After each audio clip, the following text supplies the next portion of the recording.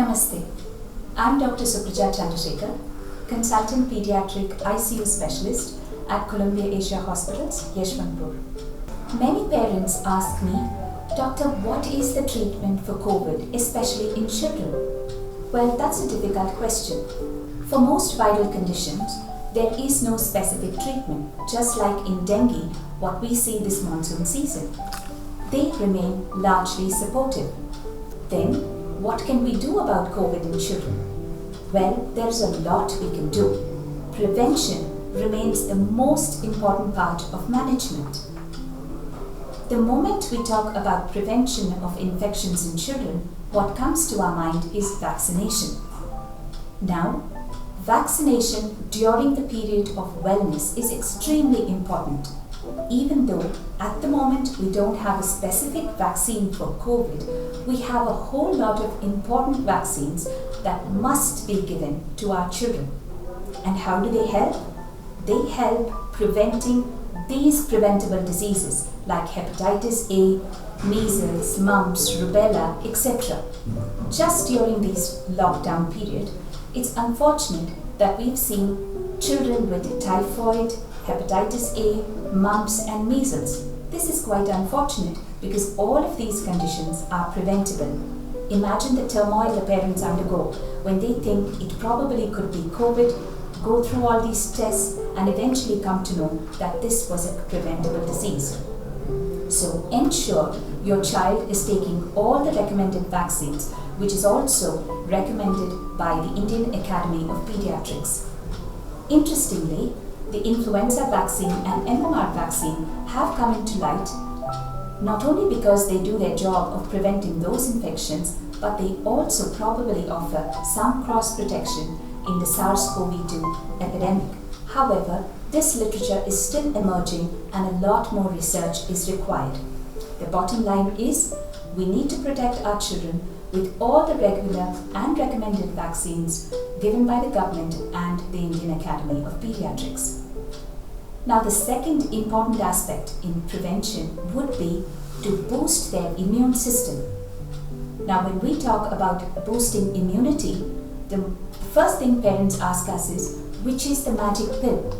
Unfortunately, in kids and adults, it is not the pills which make a difference. It is what is inside, their nutrition and nourishment. So nutrition plays an extremely important role in improving the immune system. And in kids, nutrition starts with giving good food. So I probably won't be able to explain all the various vitamins and minerals that come from different food sources, but the basic principles remain the same. So when we serve food to our kids, let's remember that at least half the plate should be fruits and vegetables.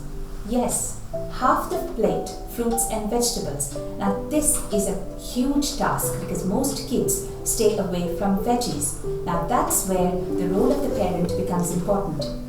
We don't have to force our children, but we have to be a little smarter, just like them, in trying to squeeze through these vegetables and fruits amongst things they eat, make it look attractive, take their suggestions as to how they would like to eat it, and talk about their benefits as well.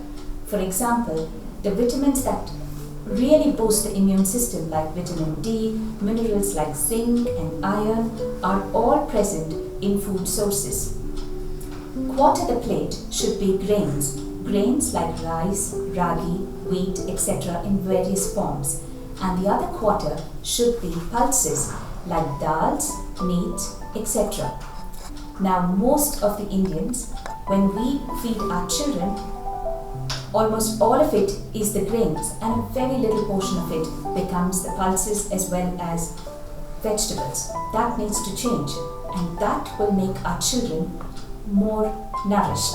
As we know, today's kids are overfed but undernourished, and that can change.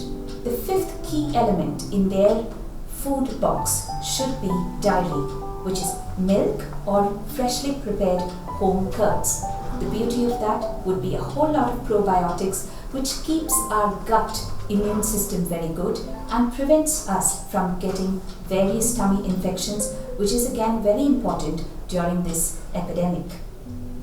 So a healthy lunchbox and a healthy tiffin would make a big difference in boosting their immunity. I'd like to share a small incident. Yesterday, when I was doing a video consultation, the parent was extremely worried about fever in their child.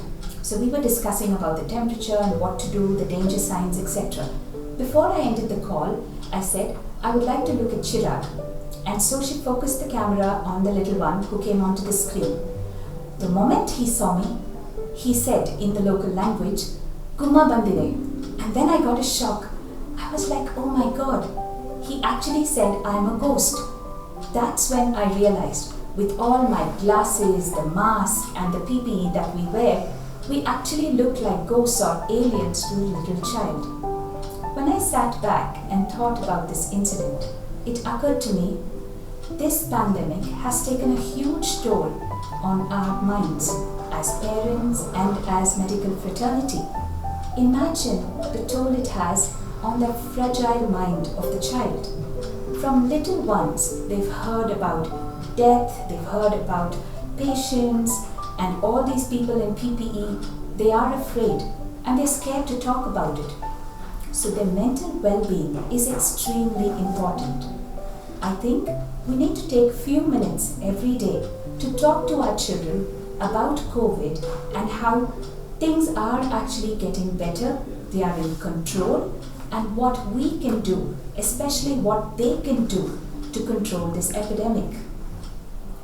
They are very sensitive and they love to discuss about these things. That eases their mind and helps them get more involved and more responsible. So I make sure I talk to my children as well as the children who come to my OPD regarding this epidemic and listen to their ideas. Play is an extremely important part of their well-being. And unfortunately, with all the lockdowns and social distancing, play has gone down. And do you know what deficiency our children are facing right now? It's called vitamin N deficiency. So what is vitamin N? It is nature's vitamin. All our children are deprived of nature. They hardly get sunlight, they don't go out, there is no schooling anymore and playgrounds and fun. So yes, they show all signs of vitamin N deficiency. And we can change that. Lockdowns don't mean children cannot play. Lockdowns don't mean that children have to have only screen time.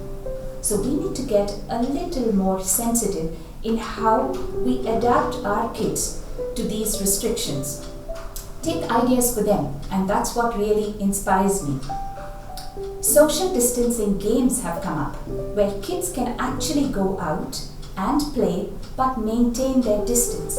We all know that we need to maintain at least an arm's length distance from each other, which is about 1 meter, and best is to maintain 6 feet distance. So do you know how many games they can actually come up with without getting close to each other? Ask them and they will tell you. The internet is full of them. So from drawing circles with chalk on the road near their home, and each child getting into the circles and still playing the game, from some cycling, a lot can be done. So yes, social distancing is important, but that doesn't mean they don't go out and they don't play either. Another important part of prevention is personal protection. We all know about masks, and today it's the rule of the government that all of us wear a mask. I feel kind of odd now in front of the camera not wearing a mask, but this is some rare situation, probably only at night at bedtime and at home we are off our mask. At all other times we need to wear one. Many parents come and ask me, Doctor, we want to wear only the N95 because all the rest are not good enough. Actually, that's not true. Research has shown that a simple cloth mask, when worn properly, can actually protect others. Infection going from ourselves to somebody else, it reduces it by 60 to 90%, and it protects us from getting infections from outside by up to 30%. So that is a very good number. If all of us wear our mask responsibly, definitely the infection rate comes down. So scientifically people ask me, but doctor, the virus is so small. obviously it's going to get into my cloth mask. You know what happens? When we talk and the virus comes out of our respiratory system, it doesn't come out as small virus particles. It actually holds on to the saliva called as the droplets, which are small little bubbles that get sprayed out of our mouth and nose when we cough, sneeze, talk, cry, etc. Now these little bubbles get trapped even in a simple cloth mask, and that's how the virus doesn't enter. So wearing any mask is useful and protective, but we need to remember it's not just the filtration of the mask that is important, but it is the fit of the mask. So when we wear a mask, I've seen so many people wearing fancy N95s, but it's so loose that each time they keep adjusting it and there's a lot of air going in. That won't work. Whatever mask we wear, we ensure that this portion over the nasal bridge is nicely fit so that air doesn't seep through and fog our glasses. We also need to ensure that when we wear a mask, there are certain basic rules that we need to follow. For example, touching the front of the mask is a complete no, because this is the most infected portion of or contaminated portion of the mask. We never know where are the viruses and how they come and sit. And if we touch that and touch our eyes, that's how the virus is going to enter. Remember, there are 3 important portals of entry of this virus: the eyes, the nose and the mouth. So when we cover our mask, we cover it well and see that we don't touch the front portion. Likewise, we all have this tendency to pull down the mask or to leave it flapped open. That is again not correct at all for 2 reasons. When we pull down our mask, again the contaminated portion comes all over our neck and we can inadvertently touch it. And secondly, we have a whole lot of virions probably sitting on our neck. We pull it down and put it back. It's actually getting all that into our system. Not allowed. So what we need to do when we want to remove our mask, we actually hold the ties, remove it through that and keep it front down. Again, throwing the mask on the dining table, leaving it on the sofa and wherever is highly not recommended, because when we do that, we are posing ourselves and our family members at risk. So it's nice to have a little hook where we can hang the mask, or most of our masks which are recommended for domestic use should be reusable and washable. Hence we put it in a little bucket and send it for wash. That would be the better thing to do. In kids, explaining all this is very difficult, but when we do the right practice, they automatically follow. The next important thing we tell our kids is to use our hands as less as possible on common surfaces like the lift buttons, the door knobs, etc. Try as much to use the elbows as well as the arms, not the palms, because it's very, very rare for us to touch our elbows to our face or the back of our arms. But we keep using our hands to our face.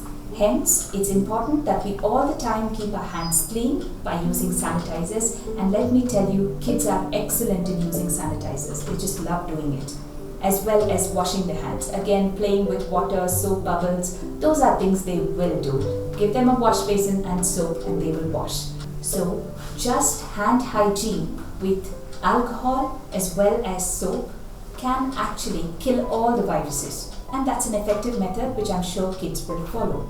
In summary, for prevention of this infection, we need to ensure we are taking all the necessary vaccinations, a good nutritious diet, probably with extra supplements as prescribed by your doctor for zinc, vitamin C, vitamin D, etc.